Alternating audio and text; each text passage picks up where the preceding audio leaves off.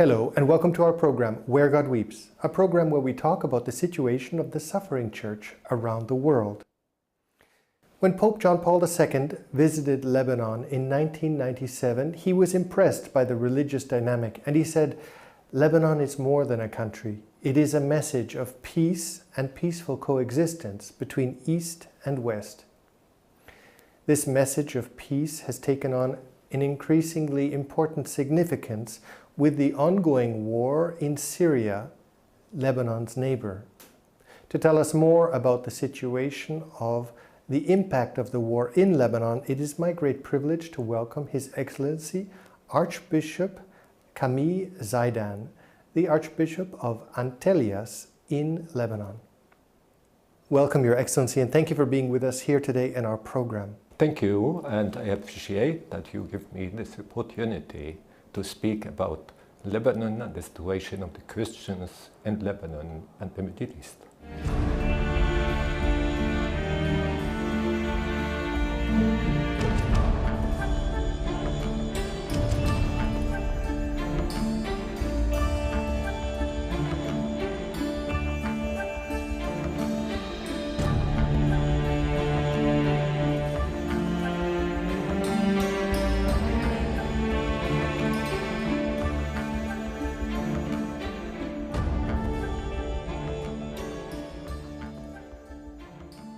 Your Excellency, a little bit to this peaceful coexistence that is Lebanon.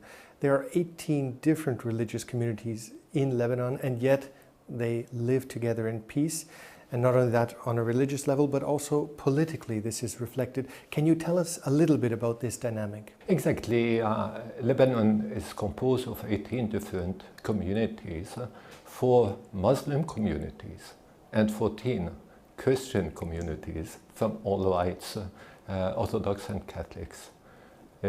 Lebanon, as you were saying, is more than a country, it's a message. And last year, a year exactly ago, on the 14th, 15th and 16th of September, Lebanon gave witness as well to be one people, one country. All confessions were present to receive Pope Benedictus XVI. I was responsible of that visit to organize it in the name of the Church of Lebanon, and it was amazing how Sunnis, Druses and Shia were asking us to participate in the reception of Pope Benedictus XVI.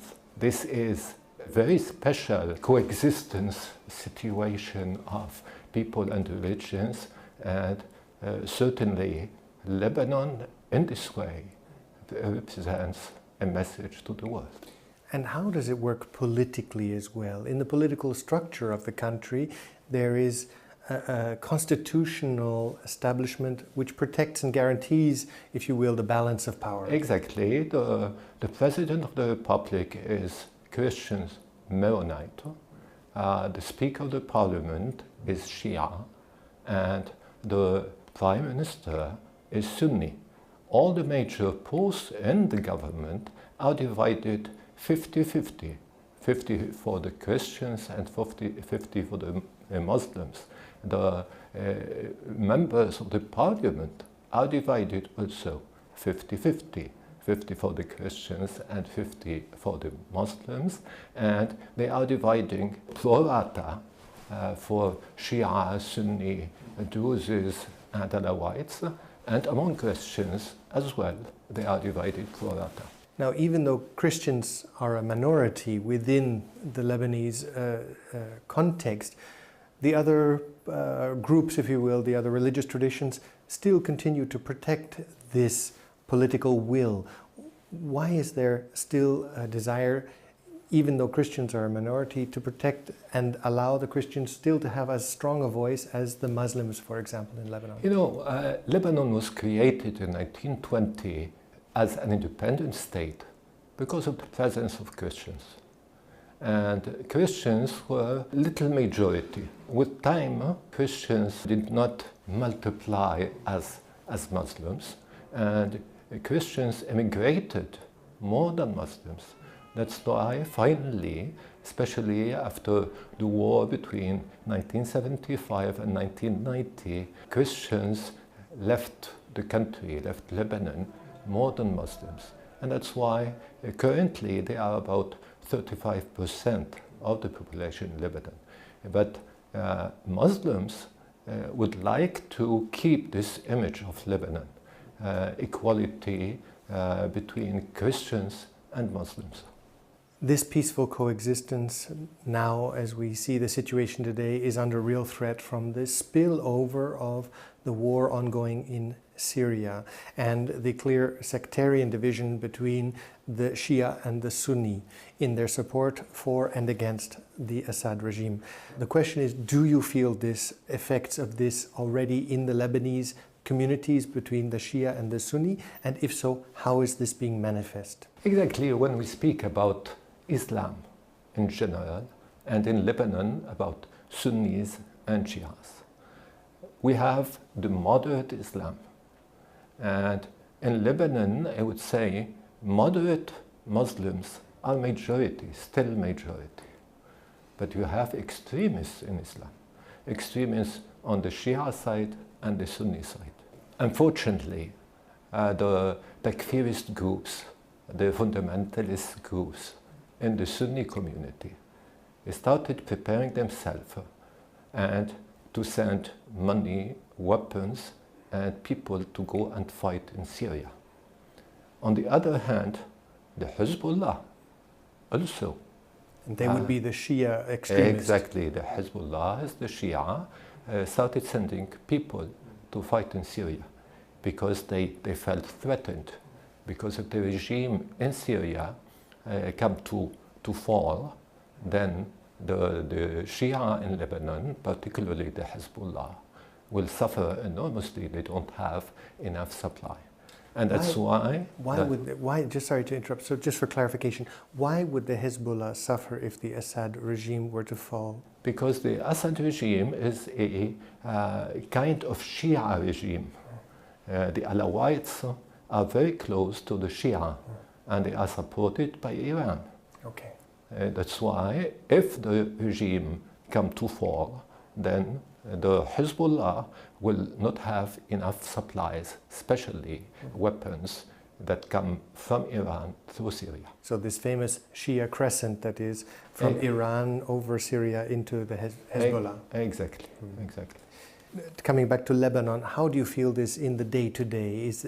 Are you starting to see the divisions, the animosity occurring within daily life? Certainly, many have heard already of car bombs, of explosions that happen from time to time, either on the Sunni towns or in the Shia strongholds. And they are trying themselves or others, I don't know, to exacerbate this tension between Shia and Sunni, probably because of the situation in Syria. And now the situation is being aggravated by those who are leaving Syria to come and stay in Lebanon. You know that Lebanon is a very small country, it's 10,400 square kilometers, population about 4 millions. But in addition to these 4 millions, we have about 400,000 Palestinian refugees. There already, yes. And already you estimate between 40 and 50,000 Palestinian refugees who came from Syria to live in the various refugee camps in Lebanon. In addition to this, we estimate about 1.5 million Syrians who came to Lebanon. Among them, there are about 300,000 children who are waiting to go to school. You mentioned a figure of 1 million, but we hear officially statistics of 500,000 and so on. What would be the discrepancy between the 1 million that you are quoting and the 500,000 that we hear officially? Officially, already they are speaking about 700,000 to 800,000, officially. Now, according to sources, independent sources and Lebanese government sources, we are estimating those who came without being registered to that number. And I know the Ministry of Education because I was discussing the issue with the minister, being myself head of the Bishop's Committee for Catholic Schools and Education in Lebanon. That's why I was discussing the issue of the Syrian children in Lebanon. And what can we do? What can you do? What can we do? Our means are very limited. Imagine that the public system in Lebanon is serving only 300,000 children in Lebanon. Imagine that we have 300,000 children coming from Syria. Yes. The private sector can help, but cannot accommodate this number.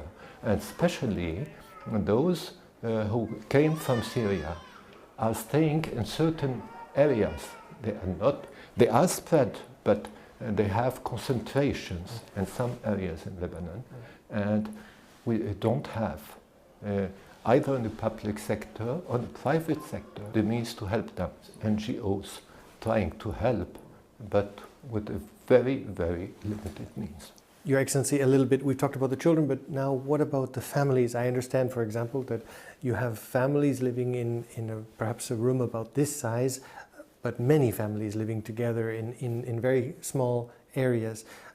Have you encountered these families, and how can you help these families pastorally?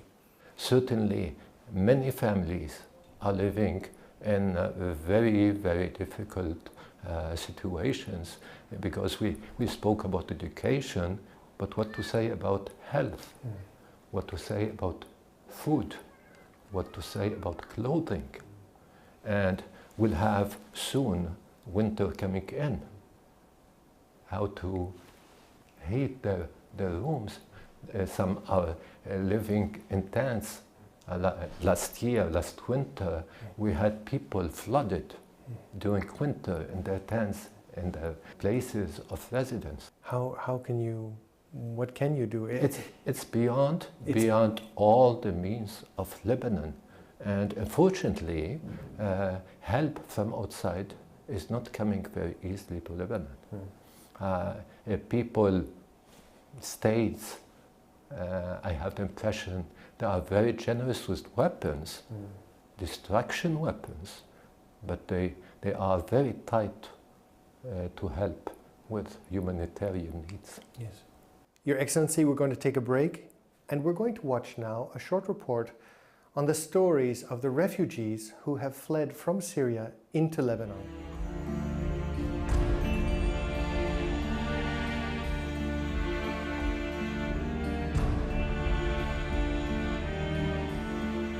A normal day begins the city of Zakhleh, Lebanon, in the Bekaa Valley. Just over the mountains, about 10 kilometers away, lies the border to war-torn Syria.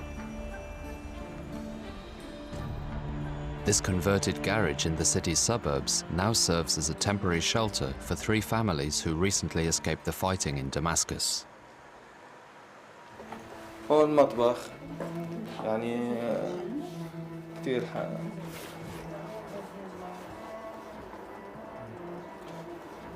حمام مرحاض صراحة. These 3 families are among thousands who have found temporary shelter in Zakhleh. According to recent United Nations statistics, there are over 1.5 million documented refugees who have fled Syria to neighboring Lebanon, Jordan, Turkey, or Iraq since the start of the conflict in 2011. There are many refugees. The region is getting crowded, and they need everything: electricity, water, fuel. They need everything.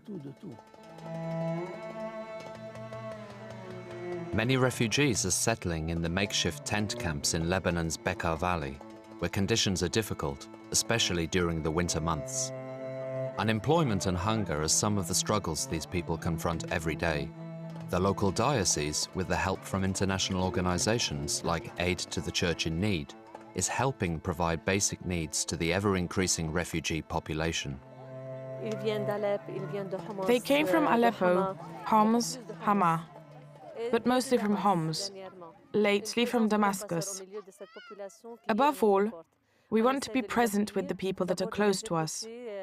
We try to give them shelter. First, we listen to them, to understand their suffering, to ease their pain. We visit them where they live, we get to know them and the conditions under which they live, and determine what we can offer them: food, blankets, tents. So far, we have distributed 100 tents to these families. In the winter, however, it is impossible to live in them because the water gets in. It's a difficult situation.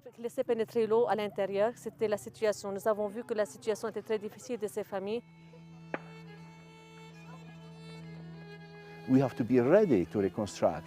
It will come, and we have to be ready to help them now with food, later with counseling and giving them spiritual consolation, but in the future to restore their country, because they belong to Syria and they should not leave Syria like many others.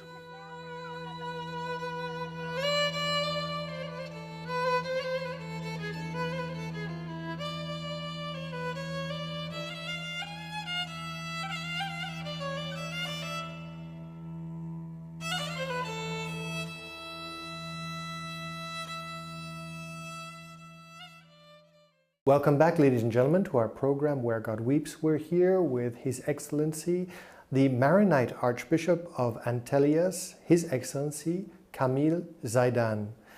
Your Excellency, thank you for being with us here today in our program. You've mentioned the challenge of the Syrian refugees coming into Lebanon and the need for support. At the same time, the Lebanese economy is struggling as a consequence of the war in Syria. Tourism, of course, has dried up, investment has dried up, and I believe the economic growth in 2010 was about 8%, and now it's about 2%, or even less. Even less. So you have pressures from both sides. Do you see a way out, or how is the government trying to address all of these different challenges? Unfortunately, the situation in Syria affected the political decision. The decision making at the level of the government is stopped. It's stopped because they are paralyzed? Paralyzed. There is no current government. So that's why last week we had a strike. Headed by whom? By banks, by all what is sectors of production, economic sector, all the economic sector at all sides, because they are trying to put pressure to form a new government. Unfortunately, because of this situation, suffering is being multiplied, because there is no decision making to face all these big challenges.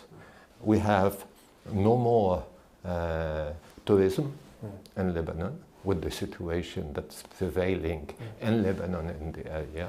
We no more investment coming to Lebanon, or very little investment. Even if the Lebanese people is very dynamic, can take risks. Lebanese people is already used to take risks during all these years of war. They got used to take risks. Sure. But even with this quality of the population, currently we are facing very, very difficult situation. And the educated young people from moderate Islam as well as from Christians are wishing to lead the country to find opportunities elsewhere. I would like to address exactly this question. Is there emigration, increasing immigration, and what threat does this pose again to the stability within the country? Because as you mentioned, it's the moderate Muslims and the Christians who are educated, perhaps they have the languages, they can be easily accepted elsewhere.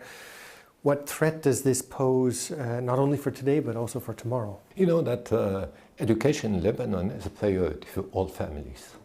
And in Lebanon, usually young people, educated young people, are fluent at least in 2 or 3 languages. So they have the feeling that they are international citizens.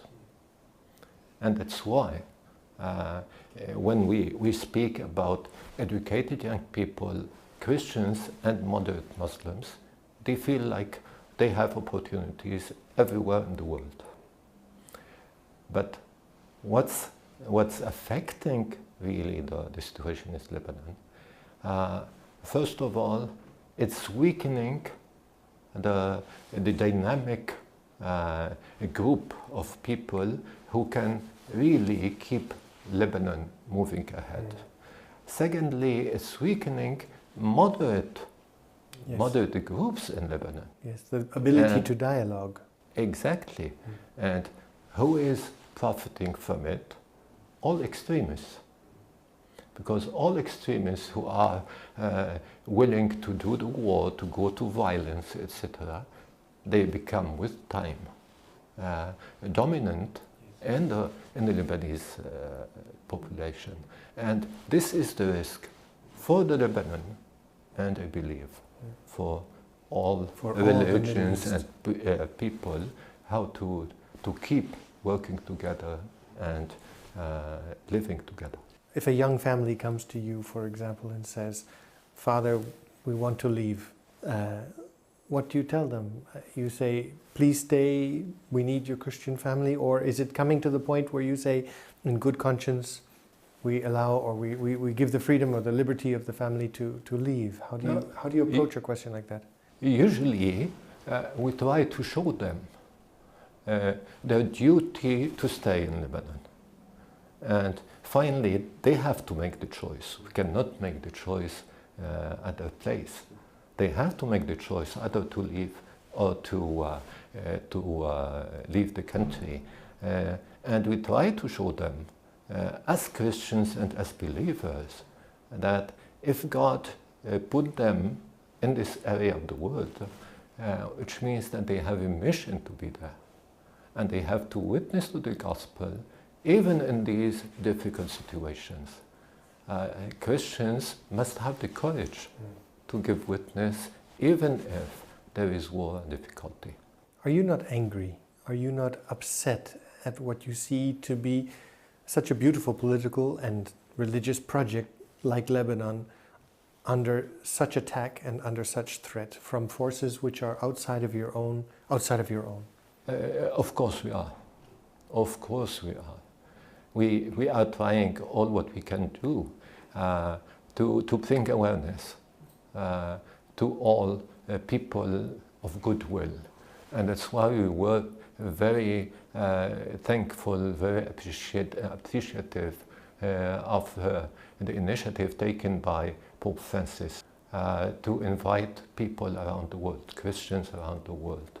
Even Muslims participated at that. I was going to ask you, how was that received in Lebanon? Very well received by many moderate Muslims. They prayed along for peace. They prayed for peace. And this initiative can help to build awareness of the situation in the Middle East, in Syria, in Lebanon. And we have to think 1,000 times before going to war.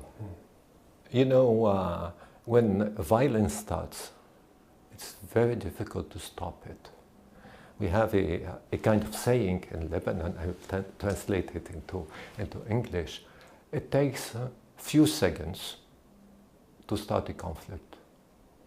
It may take years to solve it, if ever you can solve it. And this is exactly what's in Syria. After 2 years of violence, after 2 years of killing, after 2 years of extremism, takfirism, to use the words of the area, how can you solve it?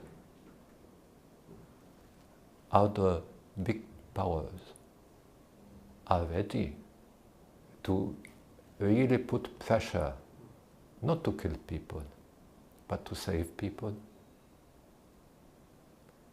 Are they capable of thinking that beyond their interests, economic interests and political interests, they can put the good of man ahead of these interests?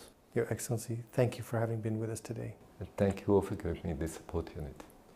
Thank you, ladies and gentlemen, for having been with us today on our program Where God Weeps. And if you'd like to know more about the situation in Lebanon, or perhaps how you might be able to help, I would ask you to look at the contact information at the end of this program, and we look forward to seeing you next week. Take care.